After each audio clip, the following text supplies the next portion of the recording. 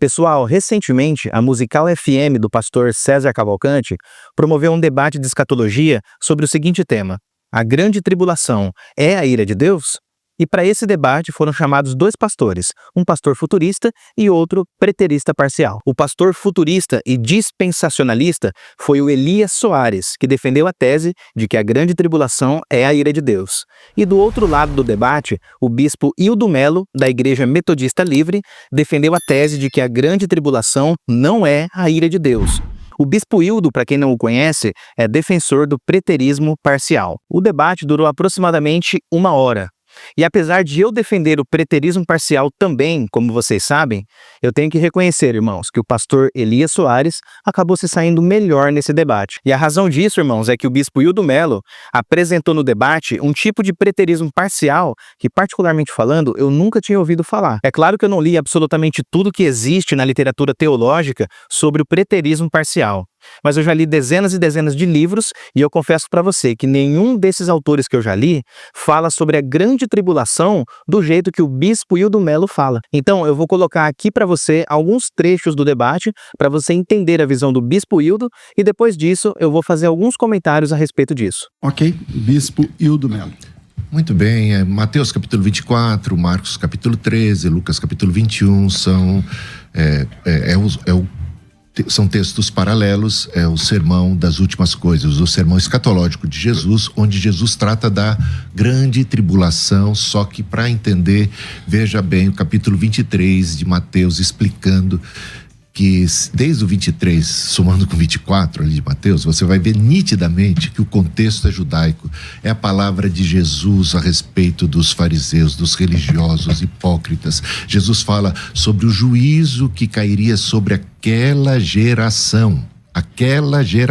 Então tudo diz respeito a Jerusalém, tudo diz respeito ao ato de que aqueles judeus, aqueles religiosos, aquele grupo estaria completando a medida dos seus pais que mataram os profetas. Eles se sentem melhores do que os seus antepassados. Jesus diz que eles não são melhores, eles são até piores. Eles vão acabar matando o próprio Cristo, rejeitando o Cristo. Cristo chorou sobre Jerusalém. Jerusalém, que matas os profetas e apedrejas tantos quantos te são enviados. Quantas vezes eu quis, como uma galinha quis, assim, ajunta os seus pintinhos, eu quis salvar vocês não quiseram. Eis que a vossa casa vos ficará deserta. E Jesus então anuncia, ali no final do capítulo 23, início do capítulo 24, a destruição de Jerusalém, a destruição do templo. Não vai ficar pedra sobre pedra. Todo o contexto dessa grande tribulação é de caráter judaico, é o juízo de Deus sobre Jerusalém mais uma vez.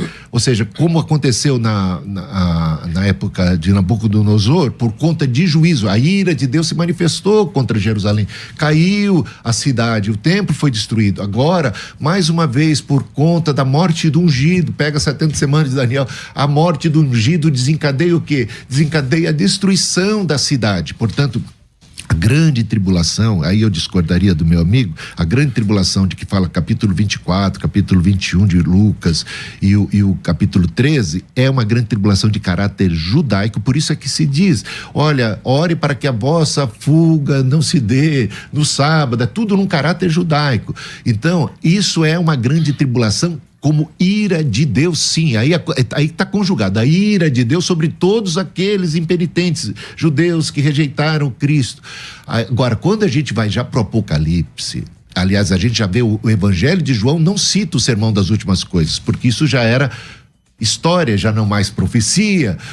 Quando o Evangelho de João é escrito depois do ano 70, aquilo já não era mais uma profecia, já tinha se cumpriu ipsis literis. Aquela geração de judeus que rejeitou a Cristo recebe tal juízo, tal ira de Deus sobre eles. Agora, já depois, o livro de Apocalipse, o livro de João, já não tratam mais dessa grande tribulação de caráter judaico para Jerusalém. Temos uma outra aplicação do termo grande tribulação, que é a perseguição que a igreja vai sofrer.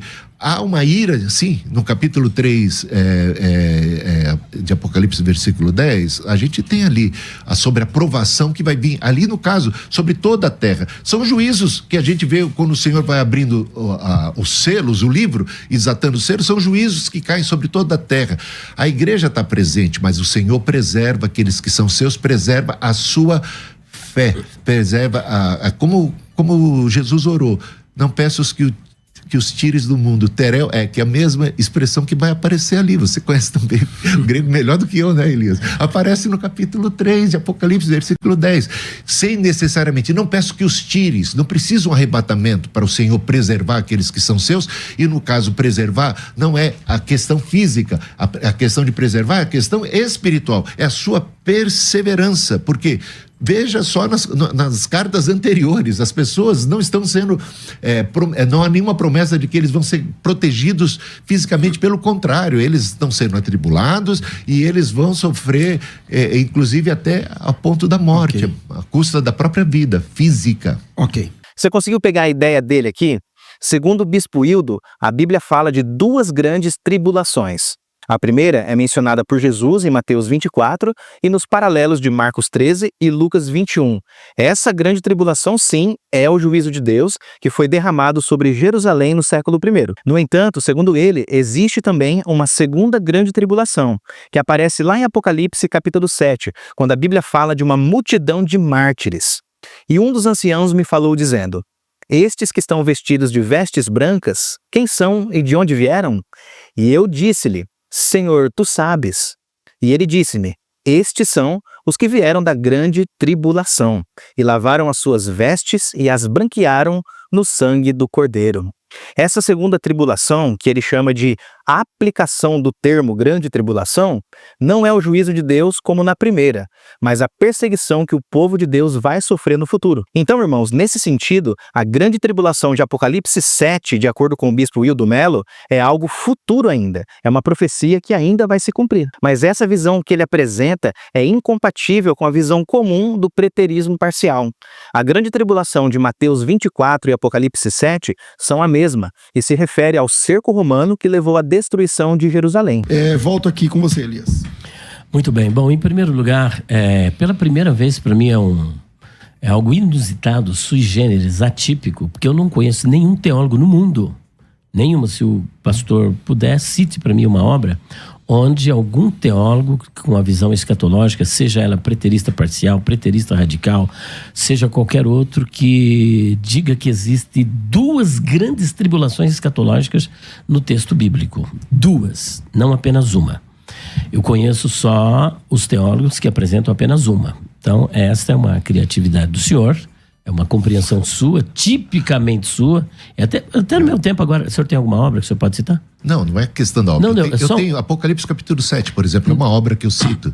Tá. Ele fala dos mártires da glória, provenientes de todas as tribos, Justo. povos, línguas Que e é a nações, grande tribulação. que vem da grande tribulação. Portanto, Mas essa é a tribulação escatológica, é isso que ele está falando. exatamente, É a escatológica. Então, aí em Apocalipse 7... eu é um entendi. outro assunto. Apocalipse 7 tem nada a ver com o ano 70. Não tem nada a ver com o ano Mas 70, que uma outra. Então não fui eu que inventei, tá bom? Não é uma criatividade minha, está lá. Nesse ponto aqui, pessoal, o pastor Elias tem razão. Eu também não conheço nenhum teólogo, ainda mais preterista parcial, que ensinou que existe duas grandes tribulações escatológicas. O que a gente vê por aí são teólogos ensinando a teoria do duplo cumprimento profético, ou seja, a grande tribulação teve um cumprimento primário no primeiro século, mas ela vai ter um cumprimento secundário no futuro. Lá no Então, Apocalipse, agora, se o capítulo senhor 7. diz que a perseguição que os judeus sofreram no ano 70 Sim. é uma tribulação que nunca houve, nem jamais haverá contra os judeus, Diminui a grande tribulação escatológica. não, ele só diminui o holocausto. Também. Porque no holocausto, Mas o holocausto não foi em era um Jerusalém. pouquinho, não importa, é contra o povo judeu. Mas ele A falou. questão é contra quem é. Esta a questão, cidade. não, mas é contra quem? Porque nunca houve e nem jamais haverá contra o povo judeu. O senhor comparar o que aconteceu no ano 70, só um minutinho, o senhor disse que não me interrompe, né? Eu não estou interrompendo. Então, ó, Mas o senhor, interrompeu pera um agora pouquinho. não, Elias. Ó, Segue lá agora. olha lá, o senhor comparar o que aconteceu no ano 70 com o holocausto sob o nazismo, é o senhor minimizar Tá entendendo? Ser um minimalista. Porque o que aconteceu no Holocausto nunca ocorreu com nenhum ser humano na face da Terra. Desde a criação do mundo, o que aconteceu no Holocausto? São mais de 6 milhões de judeus. Lá em Jerusalém não morreu mais de 1 milhão e 200. Foram 1 milhão e 100, de acordo com Flávio Joséfos. Lá no Holocausto, 6 milhões e 200. Agora, as atrocidades que Hitler fez, queimando pessoas na câmara de gás, jogando nas valas comuns vivos para apodrecerem. Então, o senhor está criando uma contradição contra o que Jesus disse, porque ele disse que nunca houve e nem jamais haverá contra o povo, porque a tribulação é contra este povo. Vamos ler de novo, Lucas.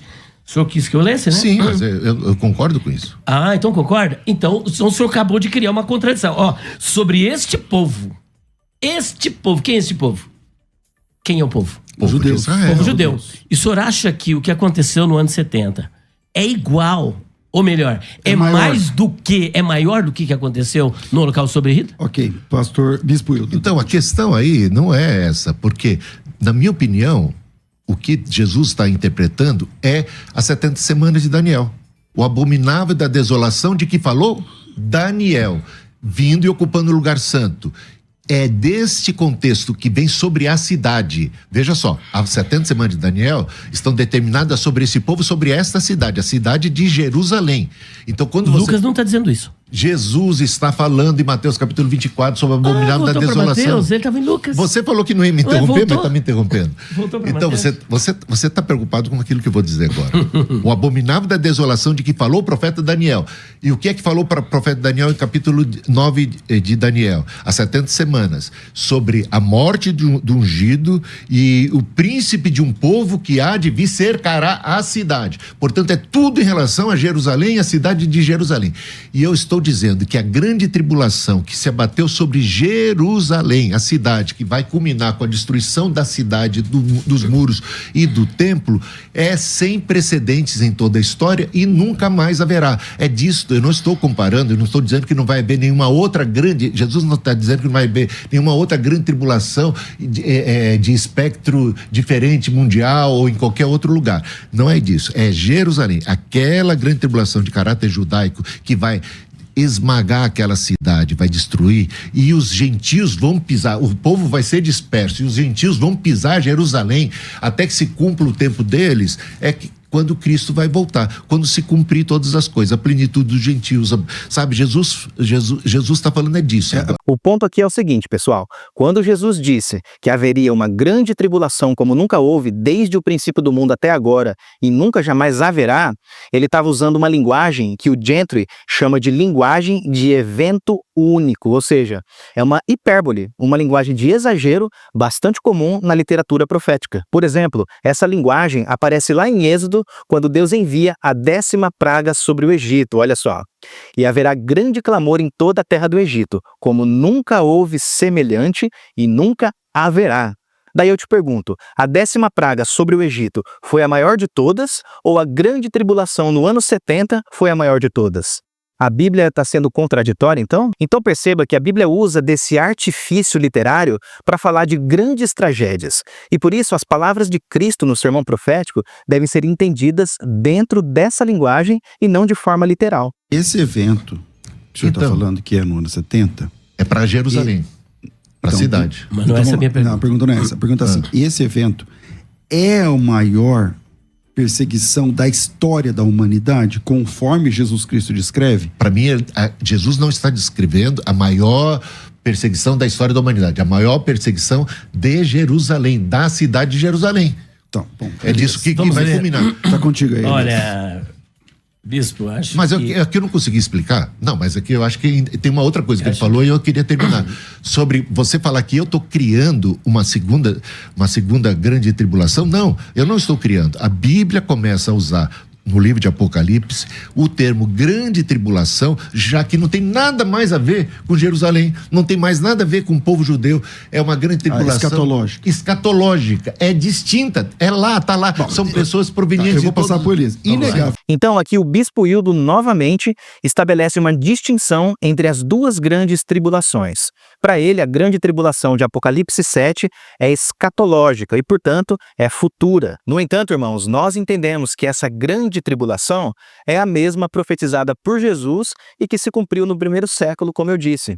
No mesmo capítulo 7, João fala de 144 mil selados que seriam guardados da grande tribulação. Isso aponta para os judeus cristãos daquela época. E na sequência, João fala de uma grande multidão de todas as nações, tribos, povos e línguas. Isso aponta para os cristãos gentios também daquela época. Então note que os 144 mil se refere aos cristãos judeus, enquanto a grande multidão se refere aos cristãos gentios. Mas esses dois grupos, irmãos, estão dentro do contexto da grande tribulação do século I. Não são duas grandes tribulações, mas uma só. Bispo Hildo, 1 minuto também. Bem, eu não criei nada, está lá na Bíblia. Existe uma grande tribulação que é nitidamente de caráter judaico para Jerusalém e que se cumpriu no ano 70, e existe outra aplicação do termo grande tribulação, agora em Apocalipse, que ela é abrangente, que fala a respeito, que abarca também todos os juízos de Deus que vêm contra os impenitentes e também a ira e o levante da besta e de todos os inimigos de Deus contra a própria igreja. Deus sabe preservar aqueles que são seus. Quando as pragas caem sobre o Egito, de alguma maneira miraculosa, os que são de Deus, eles não sofrem a ira de Deus e eles são preservados. E o Senhor preserva aqueles que são seus, até o ponto eles podem ser mortos, eles podem, e como diz o apóstolo Paulo, nós somos entregues à morte todo dia, fomos reputados como ovelhas para o matador, mas em todas essas coisas somos mais do que vencedores. E Jesus diz, olha, no mundo tereis aflições, tribulações, mas tem de bom ânimo, eu venci o mundo. Portanto, o Senhor intercede por nós para nos guardar.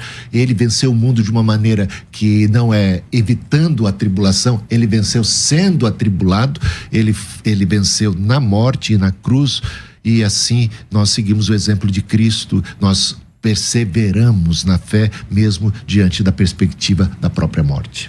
Então aqui, nas palavras finais, a gente percebe que o preterismo parcial do bispo Hildo é, na verdade, um futurismo. Porque além de mencionar uma grande tribulação escatológica que vai atingir a Igreja de Cristo no futuro, ele também fala do levantar da besta contra o povo de Deus. E numa outra parte do debate que eu não coloquei aqui, ele deixa claro que acredita que a besta de Apocalipse se refere ao anticristo escatológico que vai surgir no futuro. Mas aí, quando você analisa o entendimento preterista parcial, você descobre que a opinião da maioria é que a besta de Apocalipse não é nenhum anticristo futuro, mas o imperador romano Nero César no sentido individual. E aqui no canal eu tenho vídeo explicando a identidade da besta, que tem uma identidade dupla, uma identidade no sentido corporativo e outra no sentido individual. Geralmente, irmãos, é o futurismo que associa a besta de Apocalipse e também o homem da iniquidade com a figura do anticristo. Isso é comum tanto no futurismo amilenista quanto no futurismo pré-milenista. Mas agora eu gostaria que você deixasse a sua opinião aqui nos comentários.